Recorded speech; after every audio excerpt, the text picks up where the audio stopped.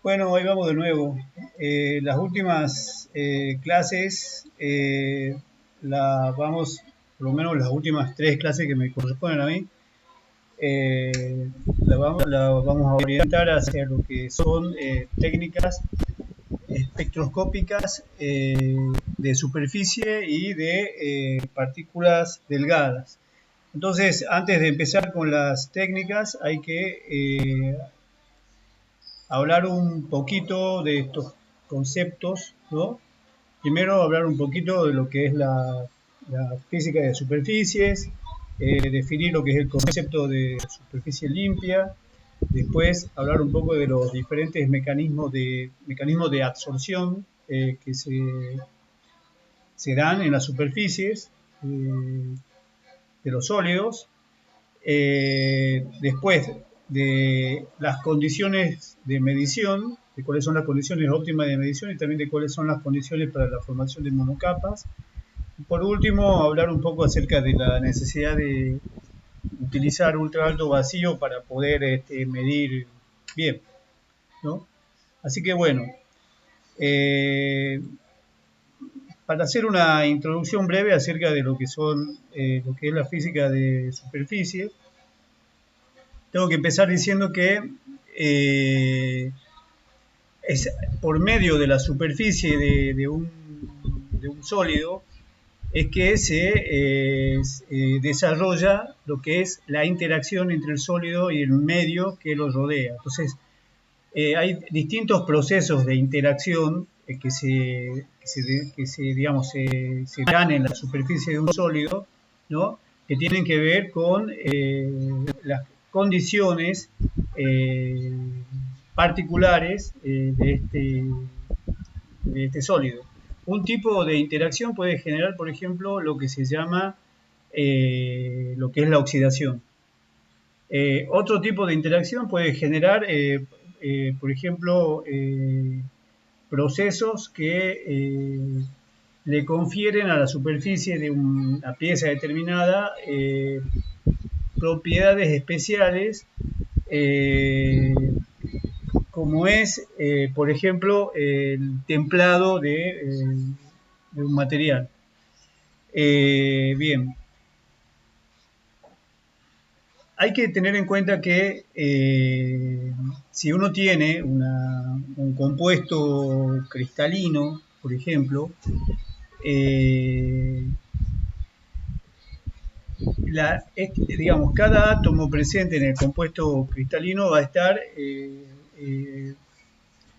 formando parte de la estructura de la red cristalina, que es una estructura tridimensional, ¿no?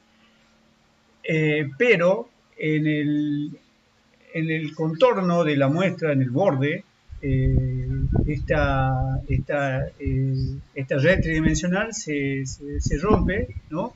Y eso genera características especiales en los átomos que están justo sobre el borde, ¿no? Y los enlaces que generan estos átomos de la superficie van a generar estados que también tienen características especiales y por eso se llaman estados de superficie, ¿no? Entonces, estos estados de superficie son diferentes a los estados propios de los enlaces presentes en lo que es el bulk del material. Bulk se le llama al interior del material para diferenciarlo de lo que es su superficie. Entonces, el análisis de la superficie se hace, por ejemplo, entre otras cosas, para determinar cómo es la configuración de estos enlaces químicos de superficie, ¿no? Y en general se clasifican en dos maneras. Pueden ser, nosotros ya conocemos esta clasificación, pero pueden ser covalentes o pueden ser iónicos, ¿no? Que también se llaman del tipo ácido-base. Eso cuando tenés lo que se llama quimisorción, ¿no? Bien, entonces en el caso de que tengamos este tipo de enlaces, que por ejemplo son eh, los enlaces que se generan cuando nosotros que, bueno, trabajamos mucho con microhilos de óxido de zinc o digamos, muestras nanoscópicas de óxido de zinc, ¿no? Se da mucho, digamos, que el óxido de zinc es muy susceptible a oxidarse, ¿no? Entonces, es importante estudiar cuáles son las características de los enlaces químicos que generan la oxidación. Y a veces, digamos, lo que está adherido al material, lo que se ha ligado a la superficie del material no es óxido, no es oxígeno, pueden ser otras cosas. Entonces, es importante determinar las características geométricas o direccionales de estos enlaces superficiales. También es importante determinar sus energías de enlace. En el caso, por ejemplo, de los semiconductores, como justamente el óxido de zinc, es importante conocer las propiedades electrónicas de estos estados de superficie que pueden funcionar, por ejemplo, como estados aceptores o donores, que pueden generar, casos sobre todo de nanoestructuras, cambios importantes en lo que son sus propiedades de transporte, o sea, en su conductividad, en su resistencia eléctrica, ¿no? También la interacción con especies químicas extrañas puede, en el caso de estas nanoestructuras, puede generar, digamos, cambios apreciables en sus propiedades de transporte. Por ejemplo, nosotros hemos estado un tiempo tratando de generar grafenos por medio de electrodeposición, usando, por ejemplo, etanol, y lo que obteníamos eran unas pellets, unas pequeñas muestras que no conseguíamos que sean grafeno, pero eran más bien óxido de grafeno con bastante grueso, digamos, no se puede decir que era grafeno, más bien digamos que era óxido de grafito lo que conseguíamos, ¿no? Pero estas muestras que nosotros podíamos sintetizar por electrodeposición, en general, en su superficie contenía muchas impurezas porque se le adherían al óxido de grafito en muchos compuestos químicos que tienen que ver con los precursores que nosotros habíamos usado para formarlo, ¿no? O que tienen que ver con el etanol. Entonces, esos compuestos adheridos, que eran, por ejemplo, oxidrilos o radicales de tipo de carbono-hidrógeno, ese tipo de compuestos, te producen cambios en las propiedades de transporte de este tipo de material. Entonces, bueno, es necesario estudiarlo, analizarlo y conocerlo. Bien, entonces, hablando de lo que son las propiedades de transporte, en este esquema, lo que te estoy mostrando es un diagrama de bandas de un semiconductor tipo N, ¿no?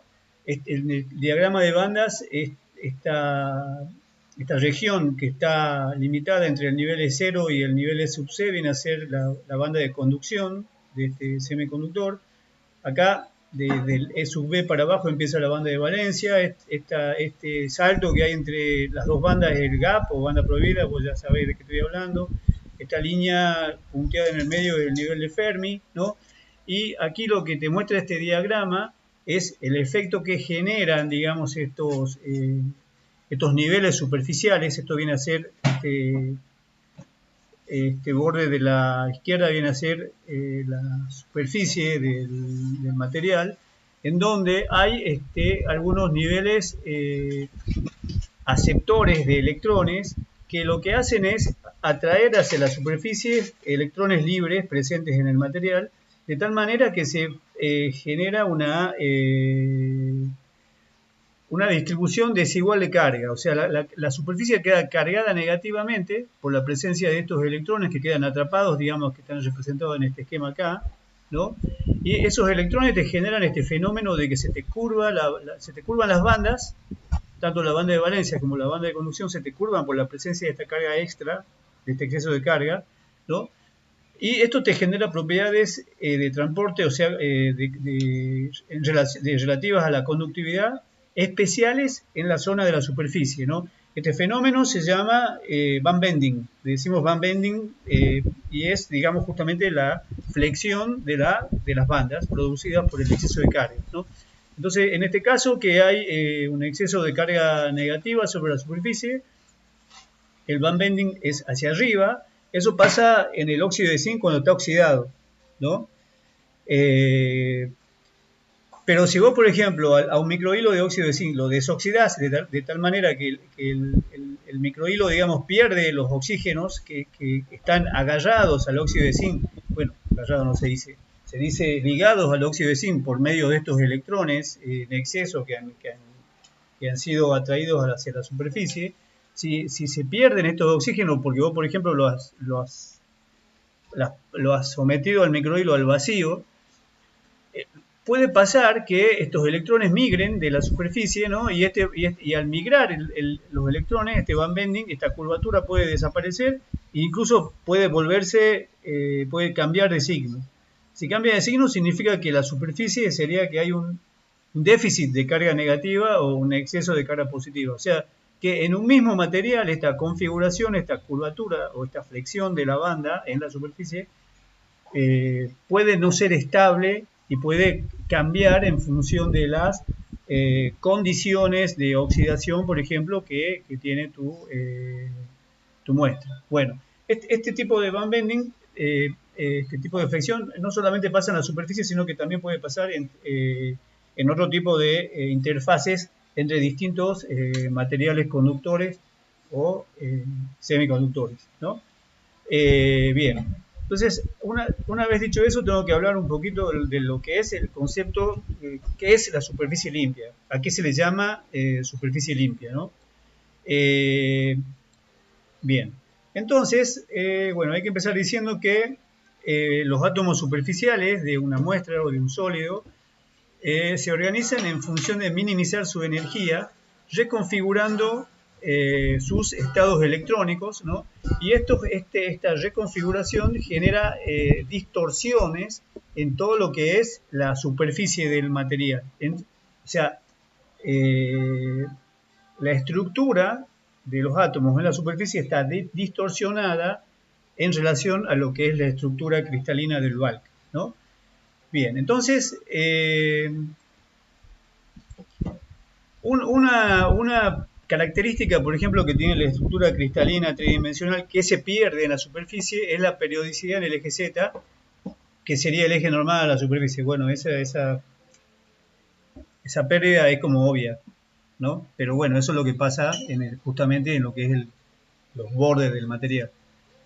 Se va a perder la periodicidad en el eje normal a la superficie porque, bueno, se acabó el material.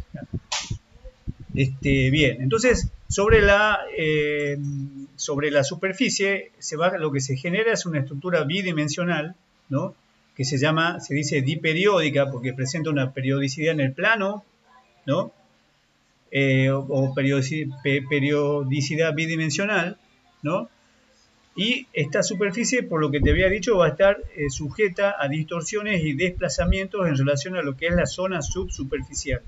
Se va a generar además una zona de transición entre la región del bulk, que es la región 3D, y la región y la superficie en sí, que es la región 2D. Esta región se llama región o vecindad de la superficie, que tiene este nombre en alemán, que no lo voy a pronunciar porque no me va a salir, ¿no? Y esta zona de transición es una zona gradual que puede implicar varios planos atómicos en donde se va haciendo cada vez más pronunciada la distorsión que finalmente va a presentar la superficie final del material, ¿no? Se le dice justamente superficie limpia al último plano atómico que constituye la interfase entre el sólido y el medio. Sería sólido y medio, ¿no? Sólido y vacío, ¿no? Esta interfase, que es el último plano atómico, es lo que se llama superficie limpia, ¿no? Bien, este tipo de problemas que tiene que ver con con lo que es, digamos, la interfase entre una muestra sólida y el medio que la rodea, también sucede cuando vos tenés, por ejemplo, una interfase entre dos materiales diferentes. Por ejemplo, si tenés eh, silicio, sobre ese silicio, que el silicio tiene su propia estructura cristalina, sus propios parámetros de red, eh, sus propias propiedades, digamos, sus propiedades mecánicas, ¿no? Sobre el silicio, vos, por ejemplo, depositas una lámina de óxido de zinc que tiene otra estructura cristalina, ¿no? Y otras propiedades mecánicas, va a haber sobre la interfase, va a haber, o cerca de la interfase entre el sustrato y la lámina, va a haber una zona donde va a haber, donde sobre todo el óxido de zinc, que es el depósito que va generado sobre el silicio, va a presentar distorsiones en su estructura, porque los átomos están tratando de acomodarse a lo que es la estructura del sustrato, ¿no? Entonces esta cuestión que pasa en la interfase entre el sólido y el medio también pasa en interfaces entre diferentes materiales, por ejemplo, semiconductor, ¿no? Bien, entonces, hablando ahora de vuelta de lo que es la superficie de un sólido, en esta se pueden presentar tres tipos de contaminación, ¿no?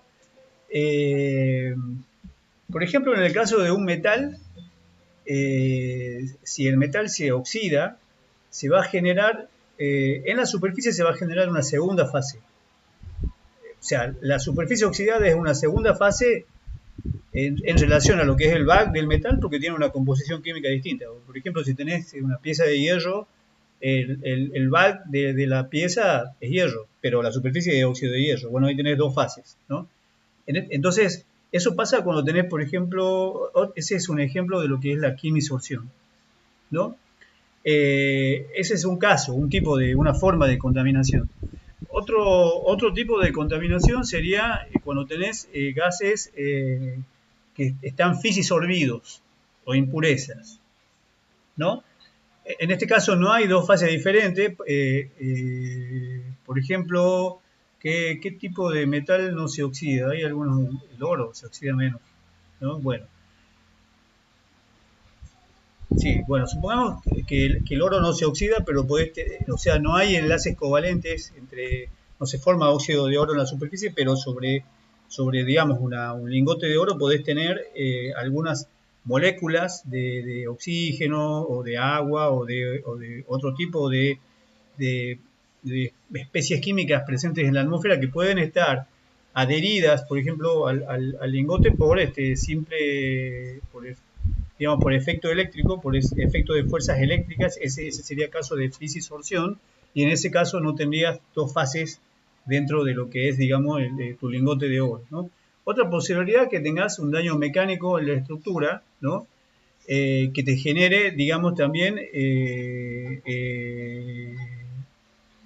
propiedades especiales en la superficie, ¿no? Por ejemplo, acá, estudiando esta parte, me acordé de lo que es el templado de las piezas de hierro fundido o de acero, ¿no? Eh, Cuando vos estás, por ejemplo, estás fabricando una pieza con algún tipo de acero o de hierro, lo que tenés que hacer es, la llevas al rojo, digamos, la llevas a una temperatura suficientemente alta como para que la pieza sea maleable, sea, digamos, deformable, plástica. Vos le podés dar la forma que a vos te parece que tiene que tener la pieza. Después, cuando terminás, lo que se hace con algunos tipos de piezas a los que vos le querés mejorar la dureza o la resistencia de la superficie es templarla. ¿Cómo la templás? El método es primitivo, debe tener 5.000, 3.000 años de antigüedad. A la pieza que está todavía amarilla de calor o roja de calor, la metes en agua. Entonces, al hacer eso, lo que estás provocando es un enfriamiento súper rápido de la superficie, ¿no? O sea, la superficie se enfría mucho más rápido que lo que es el bulk o el interior de la pieza. Entonces, esos átomos que se enfrían mucho más rápido no tienen tiempo de acomodarse digamos, al proceso de enfriamiento que están siguiendo los átomos del interior, y eso le confiere a esa superficie que se ha enfriado mucho más rápidamente que el interior propiedades especiales, y el acero templado es un acero más duro, ¿no? Es más difícil mellarlo, y es más resistente que, por ejemplo, tu pieza templada es más resistente que una pieza a los golpes, sobre todo, que una pieza no templada. Entonces, lo que vos has conseguido con ese enfriamiento rápido de la superficie es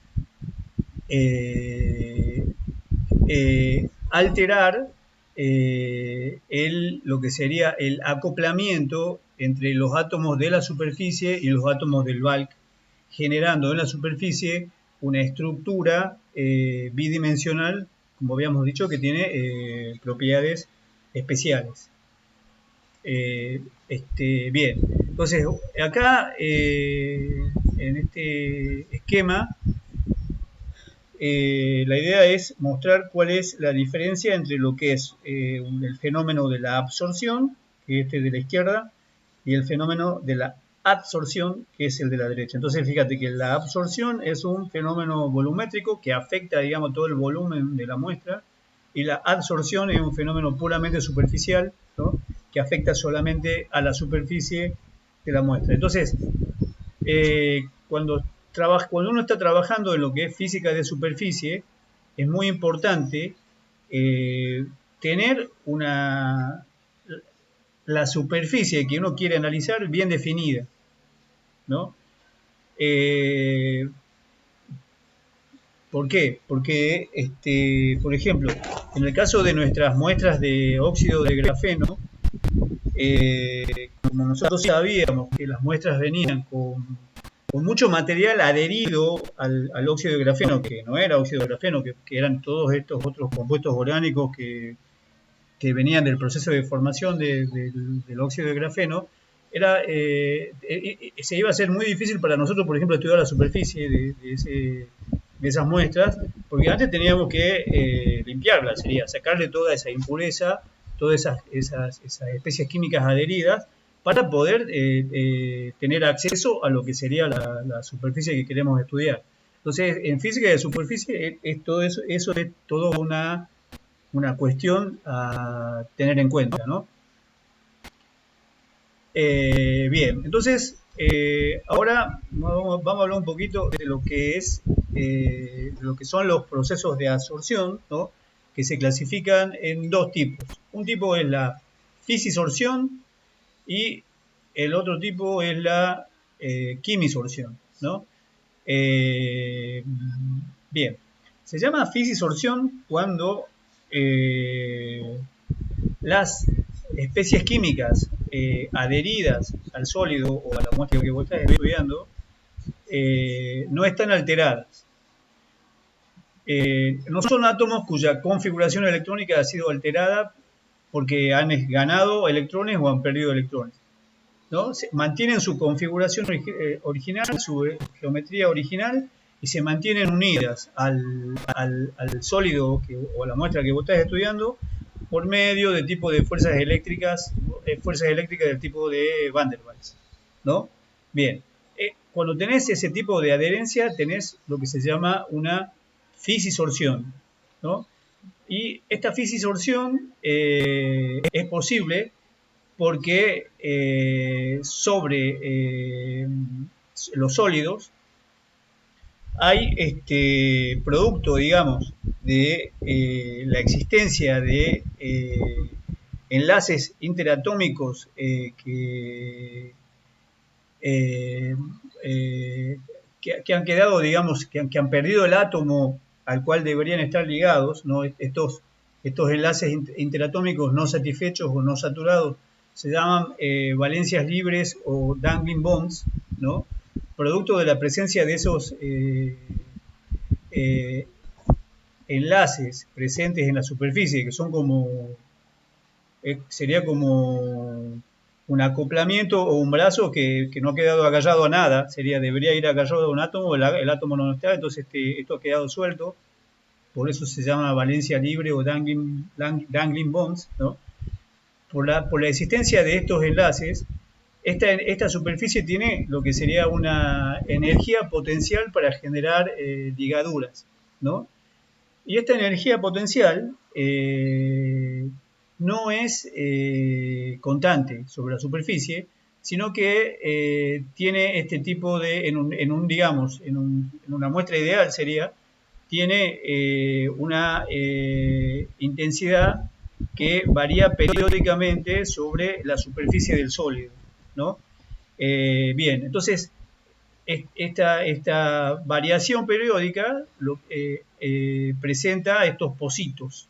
Entonces es más probable, si yo tengo una muestra como esta, que es el sólido, que está, digamos, sumergido en un medio formado por estas moléculas que están acá arriba, ¿no? Es más probable que estas moléculas del medio se adhieran al sólido en los pocitos de potencial, ¿no? Bien, entonces, este potencial es puramente eléctrico, ¿no? Entonces, en las zonas donde están los pozos, ahí es donde se van a adherir las moléculas que también tienen algún grado de carga, algún tipo de carga eléctrica o algún grado de momento dipolar, ¿no? Bien, entonces, en función de la profundidad de este pozo, si es muy profundo o no, pueden pasar distintos fenómenos. Por ejemplo, en un pozo muy profundo, la adherencia de la molécula, digamos, a tu muestra va a ser más firme, la fuerza de adherencia va a ser más intensa, ¿no? En este caso va a ser muy difícil que estas moléculas puedan migrar sobre la superficie o desplazarse, porque tendrían que atravesar esta barrera de potencial. Pero si estos pozos de potenciales son más bajos, si puede pasar eso, entonces los adsorbatos pueden, digamos, migrar sobre la superficie, ¿no? Además, si este pozo es muy pronunciado, lo más probable es que se genere un enlace químico, o sea, en vez de ser una fisisorción, pasaría a ser una quimisorción, porque en ese caso ya estas moléculas que están adheridas ya sí quedarían alteradas en su estructura electrónica, ¿no? Bueno, todo eso es lo que dice acá. Dice que, por ejemplo, esta energía potencial de ligadura que tienen, digamos, que tienen estas muestras sólidas, no depende solamente de los elementos químicos que forman la muestra, sino que también depende de lo que vos tenés en el medio, ¿no? Porque nosotros, por ejemplo, no es lo mismo tener, por ejemplo, muestras nanoscópicas de óxido de zinc que son muy oxidables en una atmósfera que tiene oxígeno, como por ejemplo la atmósfera, ¿no? En ese caso, si acá tenés en el medio vos tenés presente oxígeno, esta energía potencial de ligadura va a ser muy alta, o sea, el material tiene una muy alta posibilidad de absorber oxígeno, pero si vos lo ponés, por ejemplo, se hace eso para determinados procedimientos de generación o de caracterización de materiales. Si lo pones en una atmósfera de nitrógeno, como el nitrógeno es bastante inerte y no reacciona con nada, esta energía potencial va a ser diferente, ¿no? O sea, esta energía potencial depende de la forma de la interacción eléctrica entre los compuestos que están presentes en la superficie de tu muestra y los que están presentes en el medio. O sea, depende de las dos composiciones, ¿no? Bien. Por otra parte, hay que tener presente que nuestras muestras y el medio están digamos, están sujetos a la agitación térmica propia de sus condiciones de presión y temperatura, ¿no? Estos átomos están sujetos a distintos modos de vibración. Eso hace que la absorción de por sí no sea un fenómeno estable y que constantemente se esté digamos, produciendo, se estén liberando moléculas absorbidas. El proceso opuesto a la absorción se llama desorción, y eso también está en un proceso que está presente, ¿no? Tanto cuando tenés fisisorción como cuando tenés quimisorción. Bueno, entonces ahora vamos a hablar un poquito de lo que es la quimisorción. Si hay una afinidad muy alta entre la superficie de tu muestra y el gas que conforma el medio circundante, o sea, si los pocitos de potencial son muy hondos, lo que se va a dar es un proceso de quimisorción. En este fenómeno, digamos, las especies químicas que participan sí alteran su configuración electrónica porque ganan o pierden electrones, ¿no? Entonces, un ejemplo de lo que es la quimisorción es, por ejemplo, la interacción que se da entre un metal y el oxígeno de la atmósfera. Bueno, que eso genera la oxidación. Ya hemos hablado un poco de qué es lo que pasa cuando un metal se oxida. En el caso de, por ejemplo, de semiconductores como el óxido de zinc, el oxígeno forma enlaces covalentes, ¿no? Pero también se pueden generar enlaces de tipo iónicos, ¿no? Y se puede clasificar la reactividad superficial de un material en función de su grado de ionicidad, por ejemplo, o sea, de la diferencia relativa de electronegatividad que haya entre los átomos, digamos, del sólido y los del medio circundante. Esa diferencia justamente tiene que ver con la altura del pozo de potencial, ¿no? Y se pueden formar también en la superficie, digamos, enlaces del tipo iónico. Eso pasa sobre todo en los halogenuros alcalinos, en algunos aislantes y en algunos semiconductores de gap moderado, ¿no? Por otra parte, se generan, digamos, enlaces superficiales covalentes en semiconductores simples como el silicio y el germanio, o los metales, ¿no? En este caso, como ya sabes, el enlace es mediado por los electrones no apareados de los dangling bonds, ¿no? Serían los ligaduras colgantes. Bien, entonces, desde el punto de vista de lo que es el análisis de superficies, es conveniente clasificar los enlaces de esta forma, clasificarlos en función de si son iónicos o covalentes. Es mejor esta clasificación que clasificarlos en función de si, por ejemplo, tu muestra es un metal o un semiconductor, ¿no? Entonces, en el caso de semiconductores iónicos y covalentes, hay una gran variedad de técnicas con las que se puede estudiar las propiedades eléctricas de la superficie, ¿no? Por lo que dice acá, en el caso de superficies metálicas es más difícil la investigación, pero en general las técnicas que son útiles para el estudio de la superficie de semiconductores covalentes también son aplicables a las superficies metálicas, ¿no? Entonces, a continuación acá hay unos ejemplos de algunos materiales que son iónicos y otros materiales que son covalentes. Por ejemplo, los enlaces superficiales del germanio, del silicio, esto era antimonio con indio, creo, y esto es fósforo con indio, del diamante y del arseniuro de galio, son típicamente covalentes. Y materiales como esto no sé cómo se llama, pero es zinc con azufre, Esto es nitruro de aluminio, y esto es dióxido de silicio, y el óxido de zinc, y esto me suena que es alúmina. Son típicamente iónicos, ¿no?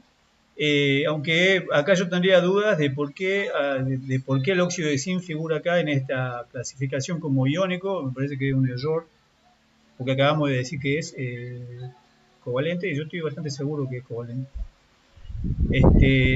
Como siempre, cuando hay este tipo de clasificaciones, en función de las propiedades físicas de los materiales, hay grupos que están, digamos, en la frontera entre las dos clasificaciones, los grupos intermedios, donde se encuentran, por ejemplo, estos materiales. Esto es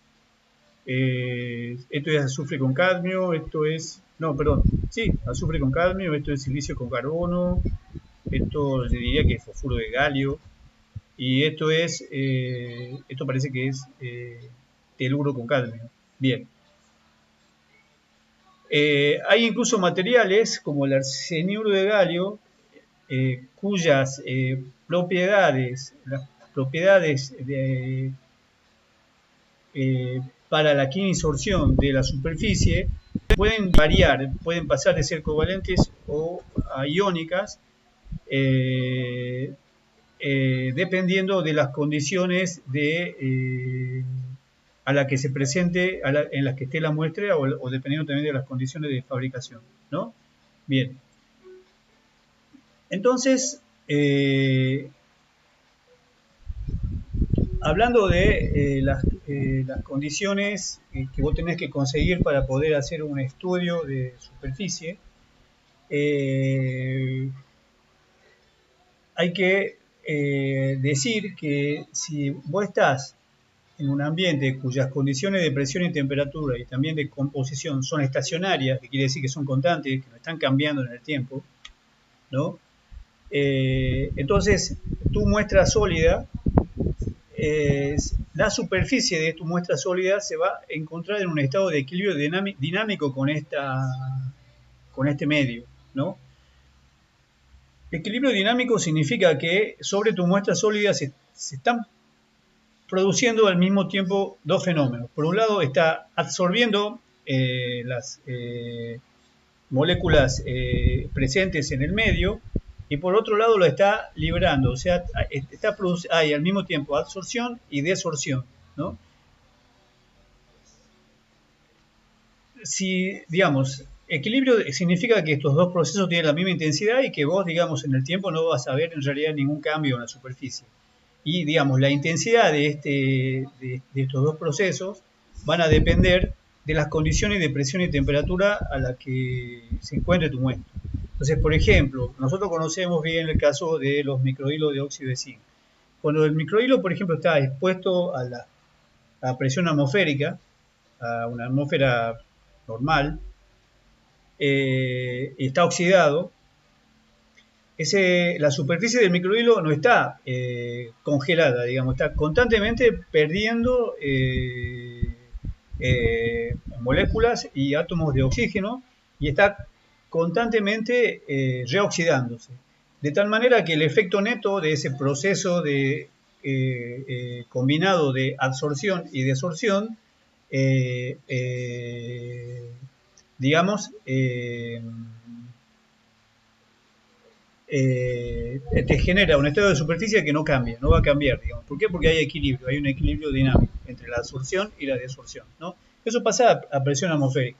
Entonces, después nosotros, por ejemplo, en el laboratorio podemos hacer alto vacío, ¿no? O sea, podemos hacer vacío hasta que haya unos cuantos torr de presión dentro de nuestras camaritas, pero queda un poquito de oxígeno. Entonces, si vos llevas el microhilo a ese estado de alto vacío, lo que va a pasar es que al estar, digamos, el microhilo sometido a una atmósfera que tiene mucho menos oxígeno, este proceso, la desorción, durante el proceso de vacío, le va a ganar a la desorción, ¿no?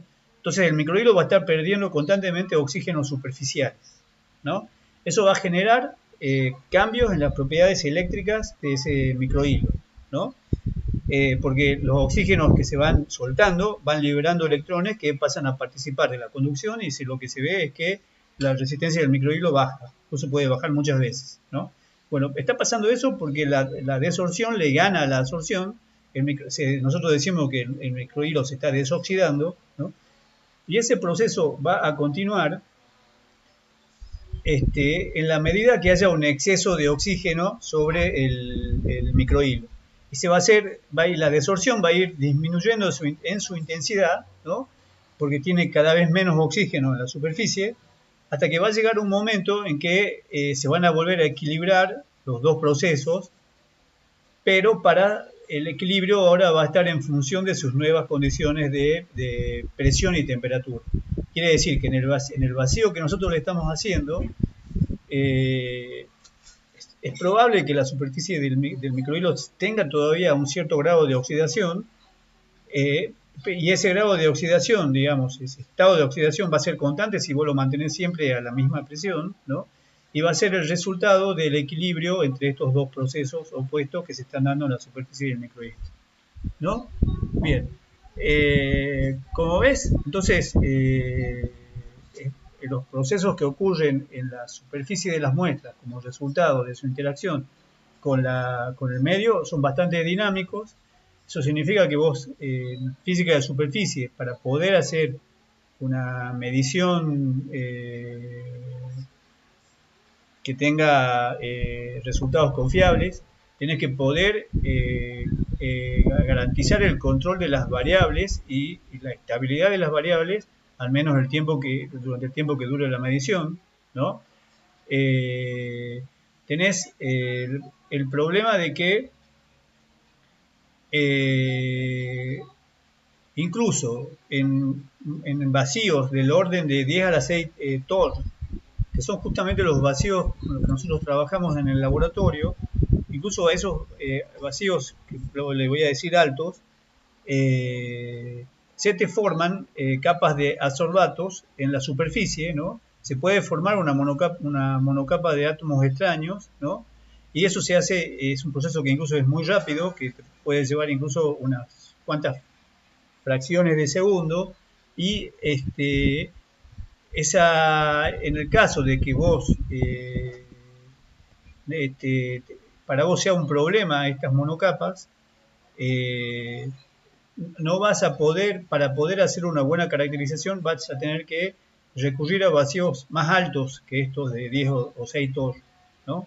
Entonces, de ahí viene este último tema, que es